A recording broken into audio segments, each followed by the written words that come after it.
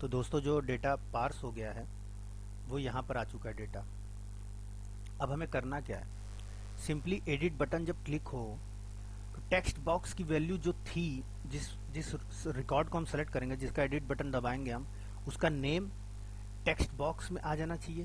तो उसके लिए यही सिंटैक्स है कि उस टेक्स्ट बॉक्स को हम लोग सेलेक्ट करेंगे हैश लिख के और टेक्स्ट बॉक्स का आईडी लिख करके डॉट वेल, मतलब वैल्यू में क्या आ जाए, जैसे हम लोग वहां पर करते थे ASP.NET में जो रो जीरो करते थे हम लोग, रो जीरो करते थे ना, उसी तरह यहाँ पे क्या है, डेटा में है सब कुछ। तो डेटा जीरो का employ name TXT employ name में आ जाए, employ mobile TXT mobile number में आ जाए, डेटा जीरो में रो जीरो जो वहां पे करते थे हम लोग, वही काम है ये। और इसी तरह एज वाली वैल्यू भी आ जाए टेक्स्ट बॉक्स के अंदर। और क्या हो जाए, BTN सबमिट का वैल्यू जो है, BTN सबमिट का जो वैल्यू है अब अपडेट हो जाए, सबमिट ना रहे अपडेट हो जाए, ये भी चेंज हो जाए वैल्यू, क्योंकि अब जैसे ही एडिट दबाएंगे तो अपडेट का बटन दिखना चाहिए सबमिट वाले बटन पे। और उसके साथ ही साथ यही एम्प्लॉय आईडी जो आप ले रखे हैं ऑन क्लिक से, जो पास होकर के यहाँ पर आई है, जो कंट्रोलर को भी जा रही है डी नाम के पैरामीटर में पास होके, वही चीज हम लोग ग्लोबल वेरिएबल में भी पास करेंगे। तो इसके लिए सबसे पहले हम लोग IDD नाम का सबसे ऊपर स्क्रिप्ट के पास, स्क्रिप्ट के अंदर वैर नाम का हम लोग एक ग्लोबल वेरिएबल बनाएंगे। IDD नाम का मैंने यहाँ पे बना रखा है, आप कुछ भी नाम रख सकते हैं, और उसको जीरो से असाइन कर देना है आपको, क्योंकि शुरू में वो नल पड़ी हो यानी जीरो पड़ी हो, जीरो रहे तो उसको हम लोग जीरो दे देंगे। तो फिर यही IDD को ही हम लोग यहाँ से पास कर देंगे। क्यों हम लोग पास कर रहे हैं, आपको समझ में आ रहा है? क्योंकि ये ग्लोबल वेरिएबल बना रखा है, क्योंकि ये जो लोकल वेरिएबल है एम्प्लॉय आईडी, वो यहाँ पे एम्प्लॉय आईडी ले रखा है, लेकिन इसको अभी हमें यूज करना है कहाँ पर, बाहर एक और एक एजेक्स नाम का फंक्शन बनाना है, जिसमें कि हम लोग को अपडेट डेटा नाम से बनाना है, और उसमें इसी आईडी की जरूरत होगी, इसी आईडी की। इसीलिए इसको हम लोग ग्लोबल वेरिएबल में पास कर दे रहे हैं। अब यहाँ एम्प्लॉय आईडी की बात नहीं करेंगे हम लोग अपडेट डेटा में, केवल IDD से ही हम लोग अपडेट कर लेंगे।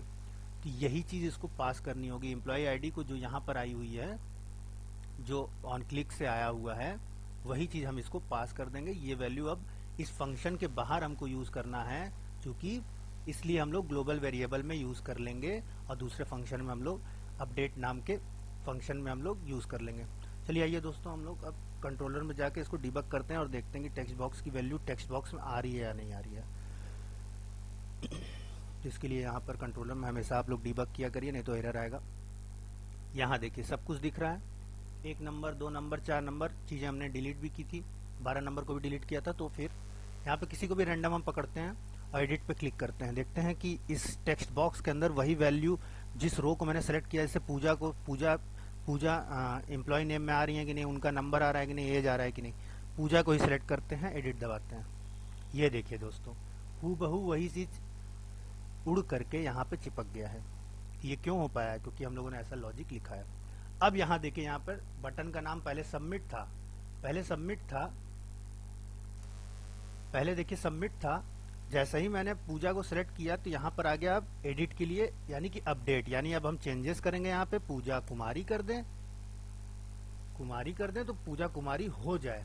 नंबर उनका बदलना चाहे, एज उनका आगे पीछे हो चुका है तो उसको बदलना चाहे, और यहाँ पे अपडेट बटन दबा दें तो पूजा अपडेट हो जाए। लेकिन अभी ये क्लिक नहीं चलेगा, क्योंकि अब हम लोग को अपडेट वाली क्वेरी लिखनी है। अपडेट वाली क्वेरी हम लोग SQL में जाके लिखेंगे और उसके आगे से हम लोग काम करेंगे। ये देखिए अभी कुछ एरर दे रहा है, एरर है कि प्लीज एंटर द नेम।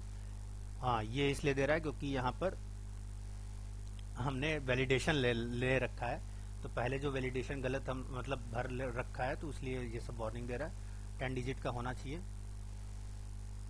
देखिए यहाँ पे 9 डिजिट का ही है, इसको हम लोग अपडेट करेंगे। यहाँ पे स्पेस नहीं होना चाहिए, इसको ठीक करेंगे। तो ये सब भी हम लोग को आगे देखना है। चलिए आगे देखते हैं अभी हम लोग और क्या है कोड में, कोड के फंक्शनैलिटी को समझते हैं।